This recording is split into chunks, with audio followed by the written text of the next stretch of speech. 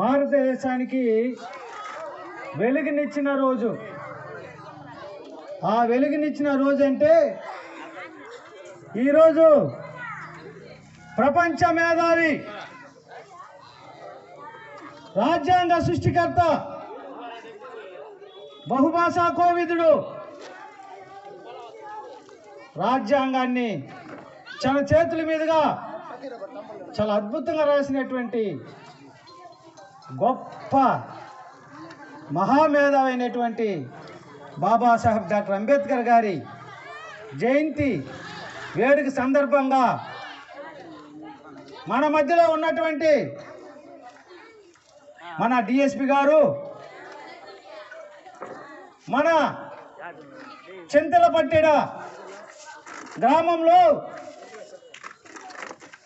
Babasaheb doctor Ambedkar విగ్రహావిష్కరణకి మీరు ఖచ్చితంగా రావాలి సార్. మా యువకులంతా 1000 కళ్ళతో ఎదురు చూస్తున్నారు సార్, మీరు ఖచ్చితంగా రావాలని ఆయన కోరడమైనది.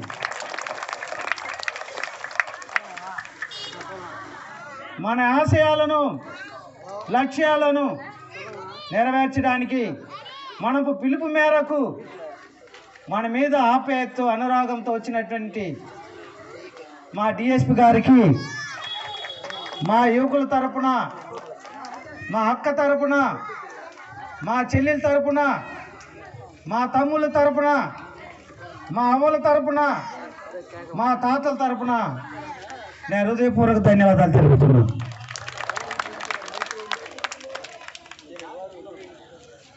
ఈరోజు ఈ నగిరి పట్టణంలో ఓ పెద్ద జాతర. ఏమి జాతర? చింతలపట్టెడలో ఏం జాతర? అంబేద్కర్ జాతర జరుగుతూ ఉంది. ఈ జిల్లాలో ఎక్కడ జరగలేదు, ఒక్క చింతలపట్టెడలో మాత్రమే బాబాసాహెబ్ డాక్టర్ అంబేద్కర్ గారి ఆశయం, లక్ష్యం నెరవేర్చట్లు మా యువకులు ఎంతో శ్రమపడి 3 రోజుల పాటు శ్రమించి తన పనులన్నీ వదులుకొని మన రాజ్యాంగ పితామహుడు ఈరోజు మనం చదువుకోవడానికి, మన ఈరోజు స్వేచ్ఛగా స్వతంత్రంగా జీవించడానికి మన కోసం జన్మించినటువంటి బాబాసాహెబ్ డాక్టర్ అంబేద్కర్ గారి విగ్రహావిష్కరణ ఘనంగా చేయాలని యువకులు అనుకున్నారు, అది సాధించారు. వారందరికీ నా హృదయపూర్వక ధన్యవాదాలు.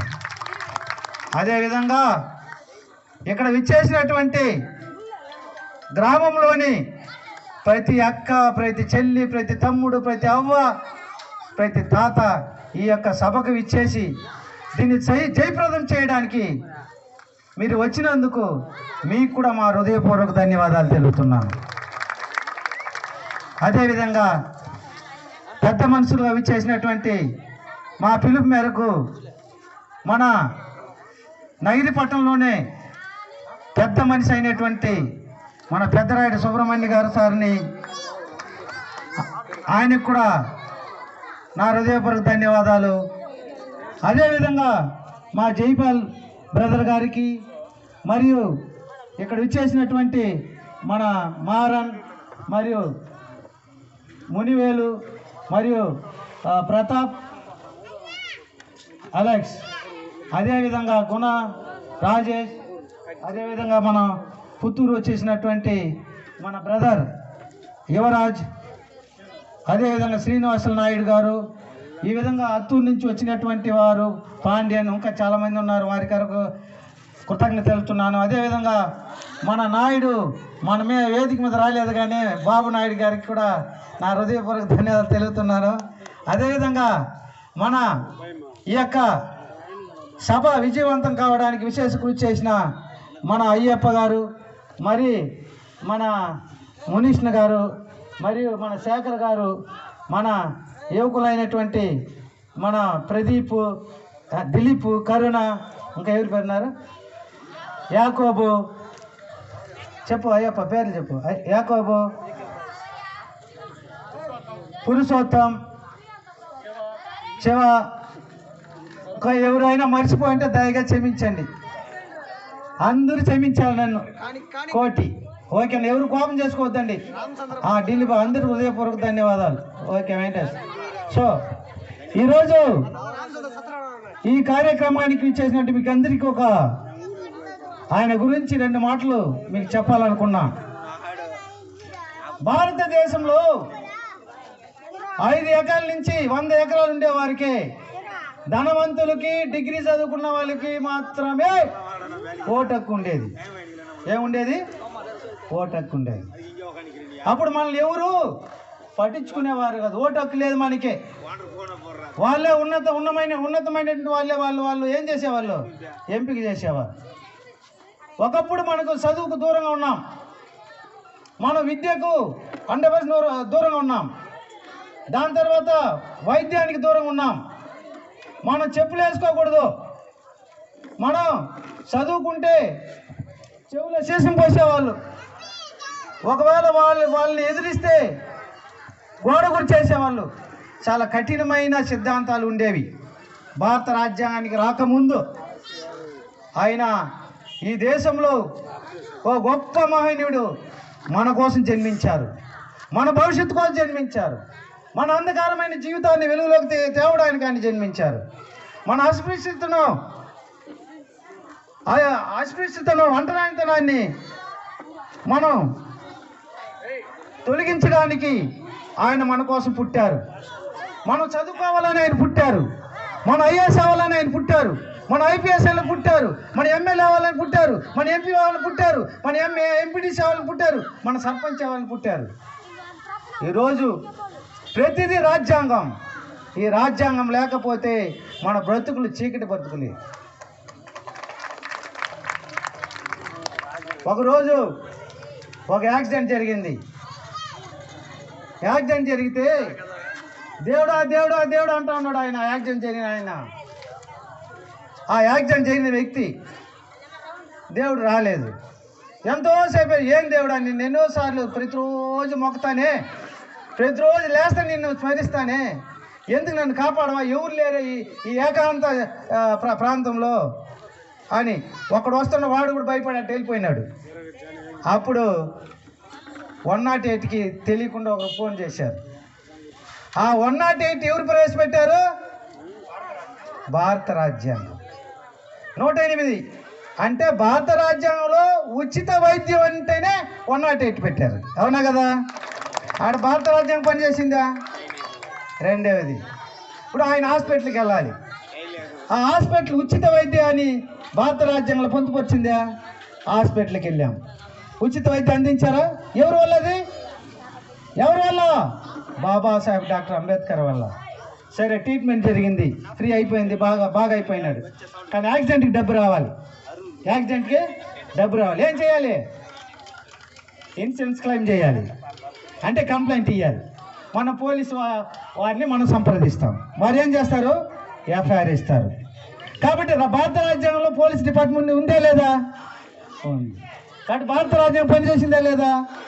చేసింది. దాని తర్వాత ఎఫ్ఐఆర్ కాపీ తీసుకుపోయి అడ్వకేట్ ఇస్తారు. కోర్టు సృష్టించింది ఎవరు? భారత రాజ్యాంగం. భారత రాజ్యాంగం ఎవరు రాశారు? బాబాసాహెబ్ డాక్టర్ అంబేద్కర్. సరే, కోర్టులో తీర్పు ఇచ్చినారు. ఆయనకి 25 లక్షలు. ఎంత? 20 లక్షలు. ఎవరు చేసినారు? అంబేద్కర్ గారు. భారత రాజ్యాంగం. దేవుడు ఎక్కడైనా కనపడినాడా? దేవుడు ఏమైనా సహాయం చేశాడా? ఎక్కడ లేదు. దేవుడు మనకు గొప్పది చేశాడు. కుల వ్యవస్థను ఏమిచ్చాడు? మన దేవుడు మనకి ఏమిచ్చాడు? కుల వ్యవస్థ. నువ్వు మాల, నువ్వు మాదిగ, నువ్వు ఎరుక, నువ్వు ఏనాది, నువ్వు కుమ్మరి, నీ కమ్మరి, నువ్వు గౌడ అనే కుల వ్యవస్థను దేవుడు ఇచ్చాడు. ఆయన మీరు ఇప్పటికీ మీకు తెలియకుండా ఉన్నది. సార్ అదే చెప్పారు.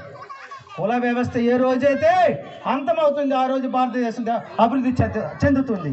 ఛాలెంజ్. మత వ్యవస్థ ఎప్పుడు నశిస్తుందో అప్పుడు ఈ భారతదేశం అభివృద్ధి చెందుతుంది. కుల వ్యవస్థ, మత వ్యవస్థ ఉన్నప్పుడు ఈ భారతదేశం ఎన్నిటికీ అభివృద్ధి చెందదు. కాబట్టి ఈ దేశంలో కుల వ్యవస్థ, మత వ్యవస్థ నాటుకొడిపోయింది. కాబట్టి భారతదేశం అభివృద్ధి చెందలేకపోతా ఉంది.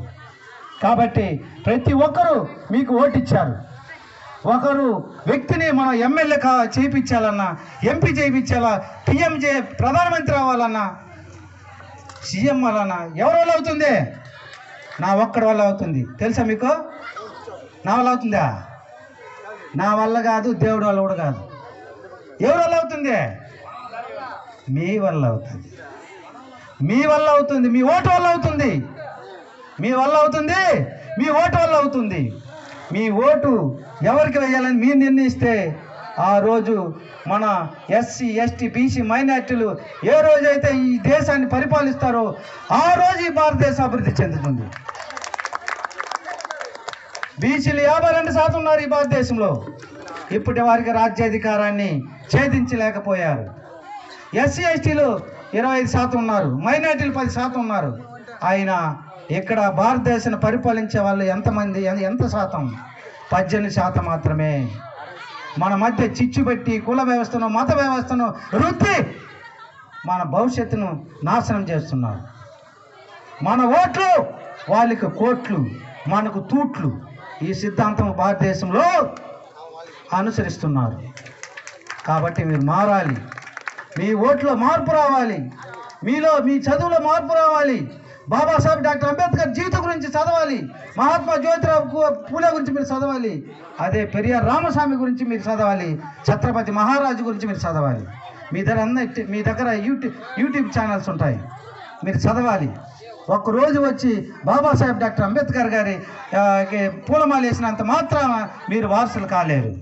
బాబాసాహెబ్ డాక్టర్ అంబేద్కర్ యొక్క ఆశయం, లక్ష్యం ఏమిటంటే రాజ్యాధికారాన్ని మీరు పొందాలా, మీరు పిఎం ప్రధానమంత్రి కావాలా, మీరు ముఖ్యమంత్రులు కావాలా. అప్పుడే ఈ భారతదేశం అభివృద్ధి ఉంది. మన కులాలు కూడా బాగుపడే అవకాశాలు ఉంటాయి. కాబట్టి ప్రతి ఒక్కరూ ఆలోచించాలి, మనం ఎక్కడున్నాం. మన స్థాయి దిగజార్చిన వాడు ఎవడు, వాణ్ణి అంతు చూడాలి. మన మాలవాడు అన్నవాడు ఎవడు, మాదిగవాడు అన్నవాడు ఎవడు, మనల్ని ముస్లిం అన్నవాడు ఎవడు, మనల్ని యాదవ్ అన్నవాడు ఎవడు, వాడు అంత తేలిస్తే కానీ ఈ భారతదేశం అభివృద్ధి చెందదు. కులం పేరుతో దోపిడీ, కులం పేరుతో అక్రమాలు, కులం పేరుతో రాజకీయాలు, కులం పేరుతో కోట్లాది రూపాయలు దోపిడీ జరుగుతుంది. మీకు అందరూ తెలుసుకోవాలి. ఇప్పుడు టెక్నాలజీ డెవలప్ అయిపోయింది కాబట్టి మీరు ప్రతి ఒక్కరు భారతదేశ వ్యవస్థ గురించి, రాష్ట్ర వ్యవస్థ గురించి, జిల్లా వ్యవస్థ గురించి, ఎమ్మెల్యే వ్యవస్థ గురించి మీరు తెలుసుకొని మీరందరూ బాగా చదవాలి. మీరందరూ మా సార్ చెప్పినట్టు ఐఏఎస్లు, ఐపీఎస్లు, మీరు ఆర్డీఓలు, డిఎస్పీలు అవ్వాలని, మీరందరూ బాగా చదువుకుంటే మంచి భవిష్యత్తు ఇస్తుందని, మీరందరూ చదువుకోవాలని మా యొక్క బాబాసాహెబ్ డాక్టర్ అంబేద్కర్ ఆశయ లక్ష్యమని, ఇంత అవకాశాన్ని, ఇంత టైం ఇచ్చినటువంటి మీకు అందరికీ హృదయపూర్వక ధన్యవాదాలు తెలుపుతూ జై భీమ్, జై భారత్, జై భీమ్, జై భారత్.